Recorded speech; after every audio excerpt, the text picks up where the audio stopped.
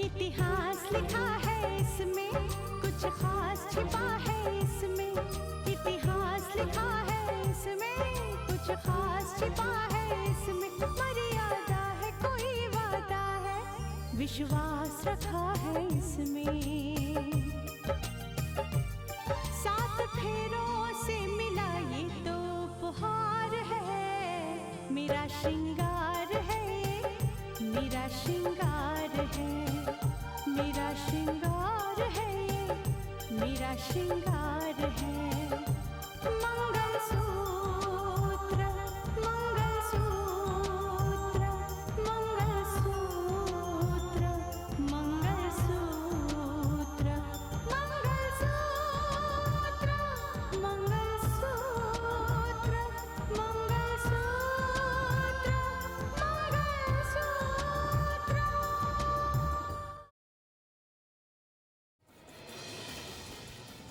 आपकी बेटी हमारे घर में बहू बनकर आई और दहेज में अपने पहले पति की तस्वीर लेकर आई।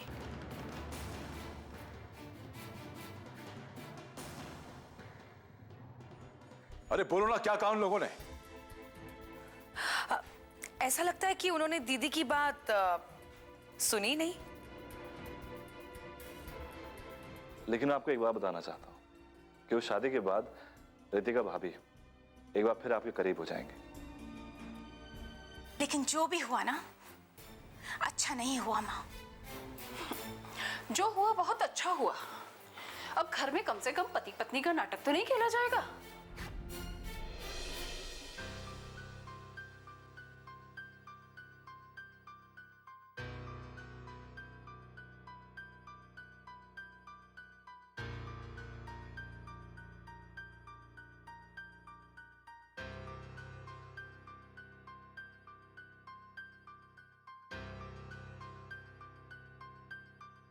बड़े पापा।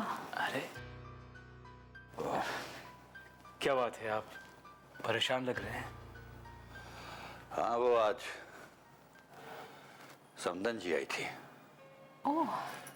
कुछ ऐसी बातें बोल के गई है कि जिससे मैं सोचने में मजबूर हो गया। कैसी बातें पापा जी? देखो बेटा, मैं नहीं जानता कि तुम दोनों के बीच में क्या नाटक चल रहा है,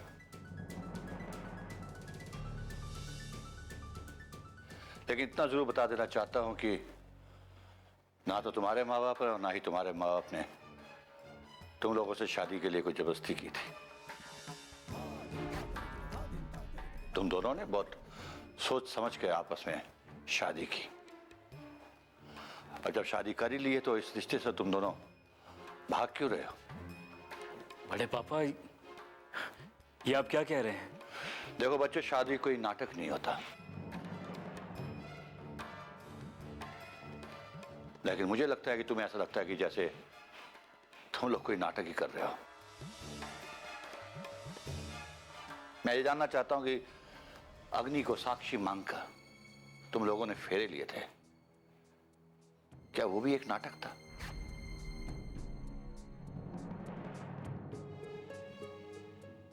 ये जो तुम मंगलसूत्र पहन के घूमती रहती हो बेटी, क्या ये भी नाटक है?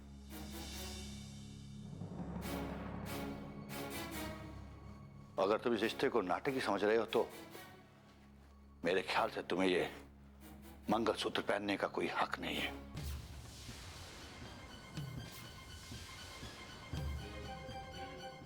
आप ये क्या कह रहे हैं बड़े पापा? मेरी समझ में कुछ नहीं आ रहा है। मैं तुम्हें समझाता हूं बेटे। दरअसल क्या है कि रितिका राकेश को अभी तक भूल नहीं पाई है।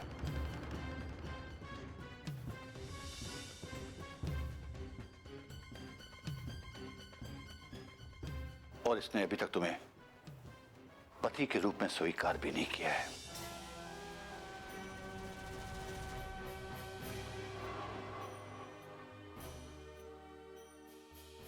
Am I right, Ritika?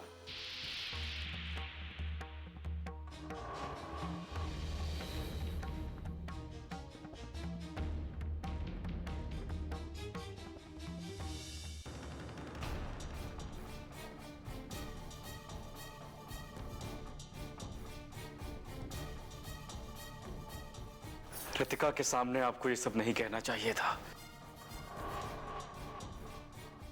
मुझे क्या कहना चाहिए था और क्या नहीं कहना चाहिए था, ये तुम्हें मुझे समझाने की जरूरत नहीं है। जब रितिका इस घर में बहू बनकर आई थी तो किसी ने उसके साथ जबरदस्ती नहीं की थी, लेकिन अफसोस की बात है कि आज भी वो राकेश को बुला नहीं पाई है। इससे हम घर वालों को शर्मिंदगी नहीं हो रही, लेकिन हाँ, तुम्हें जरूर शर्म आनी चाहिए।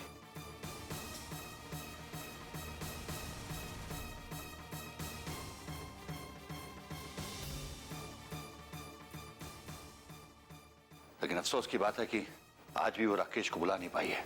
इससे हम घर वालों को शर्मिंदगी नहीं हो रही, लेकिन हाँ, तुम्हें जरूर शर्म आनी चाहिए।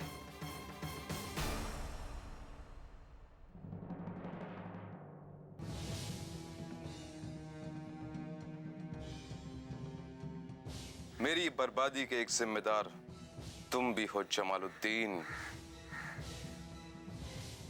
वक्त ने भी अजीब खेल खेला है।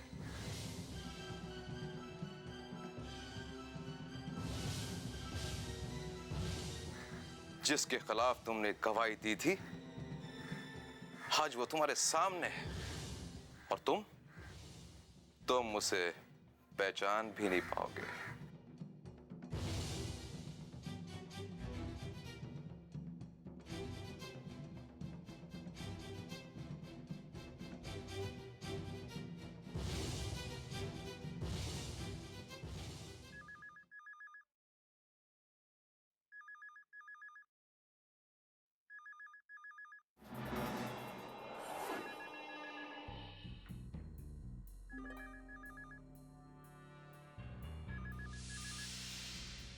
हेलो जमाल साहब, मैं अर्जुन बोल रहा हूँ। हाँ अर्जुन, बोलो। माधव ने मेरे बारे में नौकरी के लिए आपसे बात की होगी। कहिए, क्या हुक्म है मेरे लिए? अर्जुन, 1 मिनट होल्ड करना, मैं दूसरी लाइन पे हूं।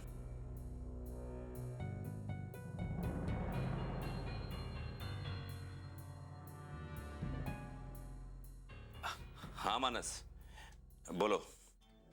अरे भाई, कैसे चल रहा है तुम्हारा चैनल?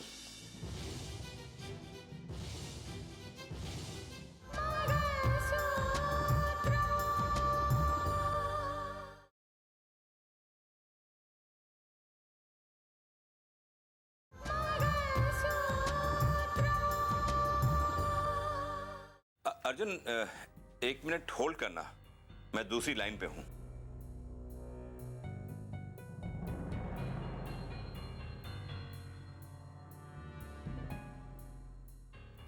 हाँ मानस, बोलो।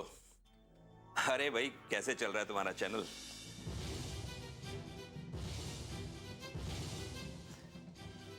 कभी हमारा भी इंटरव्यू ले लिया करो, हम भी तो कभी तुम्हारे काम आए थे। अरे रात गई और बात गई। अब राकेश को ऊपर वाले ने अपने पास बुला लिया, बात खत्म हो गई। हो सकता है ऊपर वाला भी यही चाहता हो कि तुम और रितिका मिल जाओ।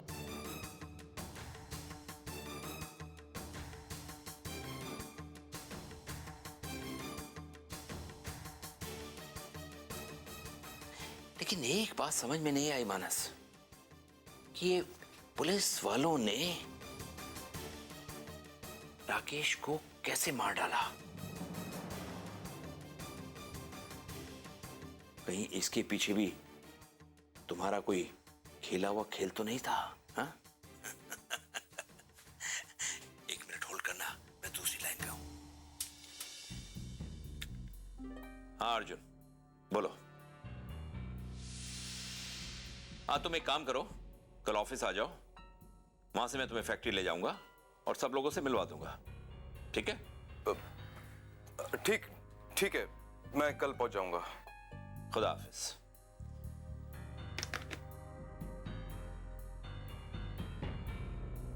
हो सकता है ऊपर वाला भी यही चाहता हो कि तुम और रितिका मिल जाओ। लेकिन एक बात समझ में नहीं आई मानस, कि ये पुलिस वालों ने राकेश को कैसे मार डाला।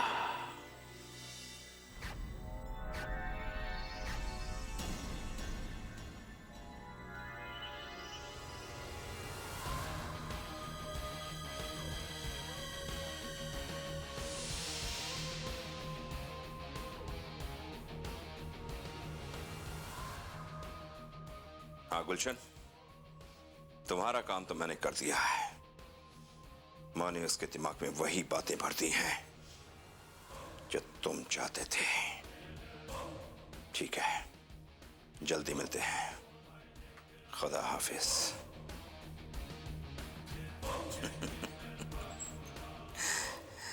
बेचारा अर्जुन, नहीं नहीं नहीं, बेचारा राकेश।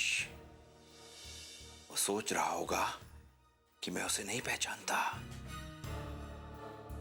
पर उसे नहीं पता कि उसका पाला कैसे लोगों से पड़ा है, हमारे जैसे।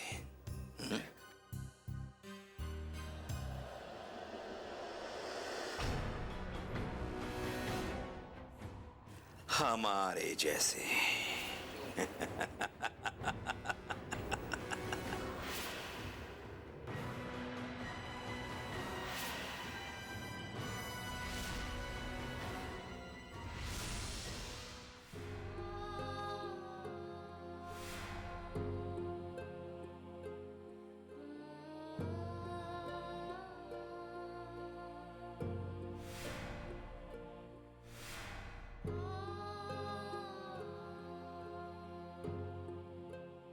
मैं ये जानना चाहता हूं कि अग्नि को साक्षी मांगकर तुम लोगों ने फेरे लिए थे, क्या वो भी एक नाटक था? अगर तुम इस रिश्ते को नाटक ही समझ रहे हो तो मेरे ख्याल से तुम्हें ये मंगलसूत्र पहनने का कोई हक नहीं है। मंगलसूत्र पहनने का कोई हक नहीं है। मंगलसूत्र पहनने का कोई हक नहीं है।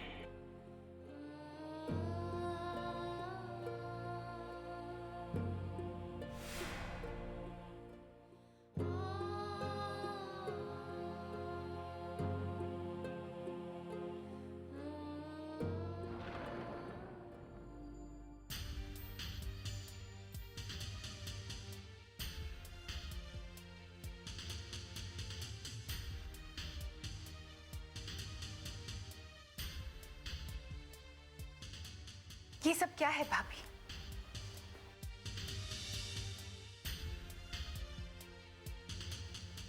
सुनकर यकीन नहीं होता। इसलिए शायद मैं भी अभी तक इस धोखे में थी कि कहीं ऐसा ना हो कि मानस भैया आपके साथ कोई नाइंसाफी कर रहे हैं।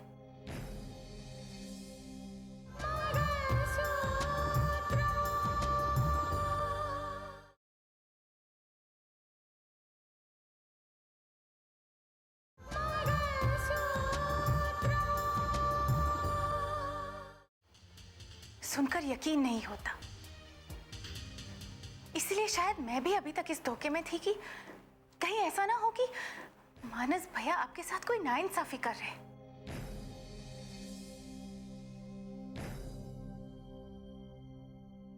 लेकिन बात अब छोटी नहीं रही,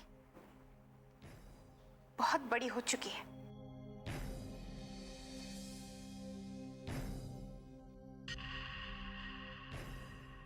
आपकी मां आई थी इसी सवाल का जवाब पूछने कि आखिर क्यों मानस भैया ने अभी तक आपको स्वीकार नहीं किया। लेकिन बाद में पता चला कि मामला तो पूरा उल्टा ही है। मानस भैया ने आपको स्वीकार करने से मना नहीं किया, लेकिन आप खुद अभी तक राकेश को अपने दिल से नहीं निकाल पाई है।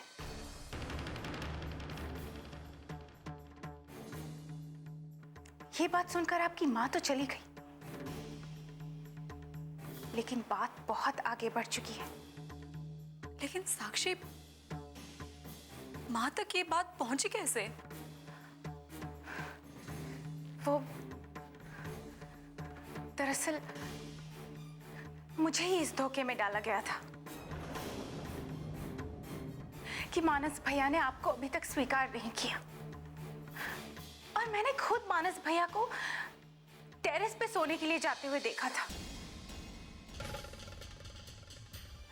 तो मुझे लगा कि शायद इस बात में कोई सच्चाई होगी, और मैंने जाके ये बात दिव्या को बता दी।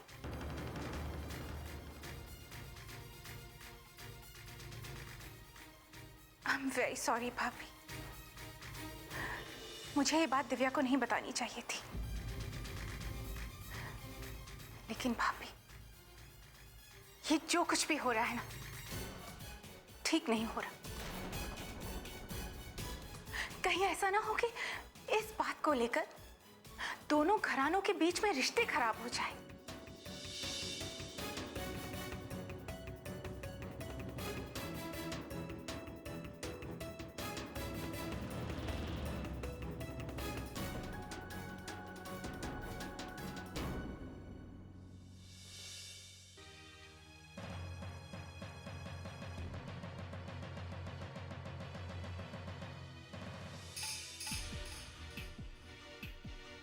मानस, तुम्हें पता है ये बात अब मेरे घर में भी पहुंच चुकी है। अगर तुम यही सोच रही थी कि बात छुपी रहेगी तो तुम्हारी सोच गलत थी रितिका। सच कब तक छुप सकता है? अगर यही तुम्हारी सच्चाई है रितिका, तो इसे स्वीकार कर लो और सबके सामने कबूल कर लो, इस पे कायम रहो। लेकिन कैसे मानस? मैं तुमसे अपने दिल की बात कह सकती हूँ क्योंकि तुम मुझे समझते हो, लेकिन घर के बाकी लोग नहीं। मैं उनसे अपने दिल की बात नहीं कह सकती, वो नहीं समझेंगे मुझे। लेकिन सच को हम कब तक छुपा सकते हैं रितिका? और सच ये है कि तुम राकेश को भुला नहीं पाई हो।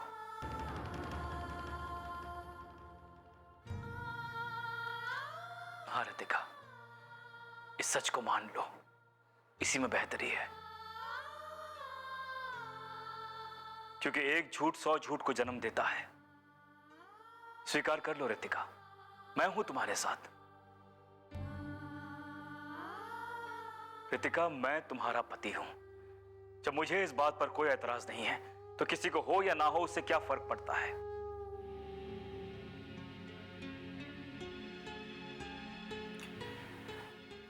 रितिका,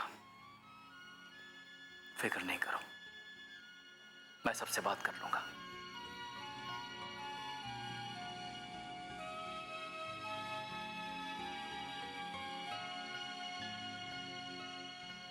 लेकिन आप खुद अभी तक राकेश को अपने दिल से नहीं निकाल पाई है। लेकिन सच को हम कब तक छुपा सकते हैं रितिका? और सच ये है कि तुम राकेश को भुला नहीं पाई हो।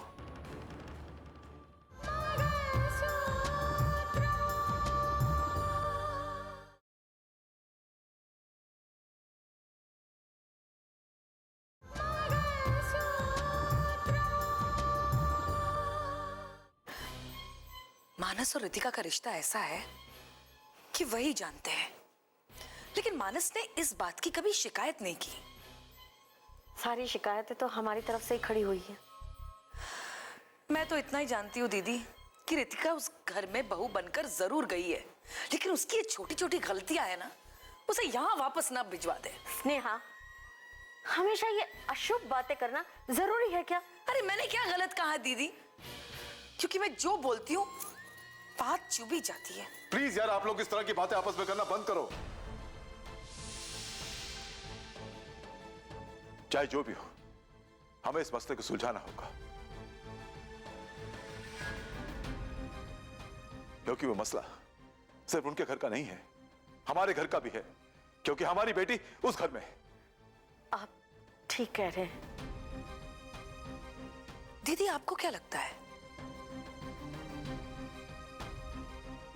मानस की मां ने जो सवाल हमारे सामने बार बार उठाया है, क्या वो इस बात को बर्दाश्त कर पाएगी? अरे वो तो वैसे ही दुश्मन बनी बैठी है रितिका की। ताने मार मार के मार डालेगी मेरी बेटी को। तो फिर इसका रास्ता क्या है शारदा? क्या हमारी बेटी उस घर में चैन और सुकून से जी सके? एक रास्ता है। क्या? हमारी बेटी उनके घर में है, क्यों ना हम उनकी बेटी को अपनी बहू बनाकर इस घर में लाएं?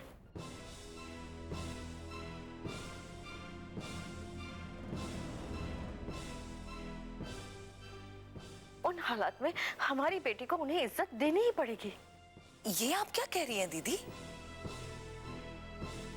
ऐसे रिश्ते बिल्कुल रास नहीं आते।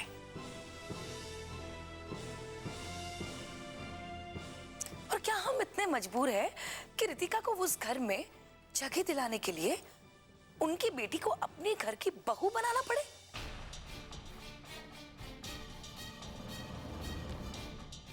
देखिए दीदी, मुझे ऐसा लगता है कि बात बनने की बजाय बिगड़ जाएगी।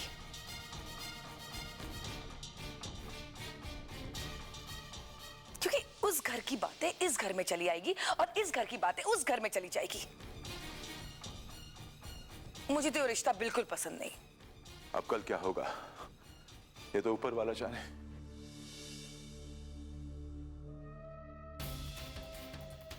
लेकिन फिलहाल इस मसले को संभालने के लिए शारदा जो कह रही है ना, बिल्कुल ठीक कह रही है।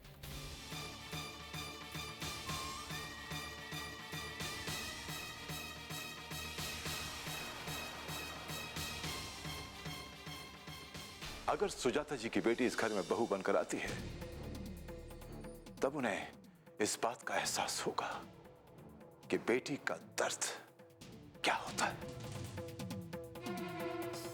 आप सही कह रहे हैं।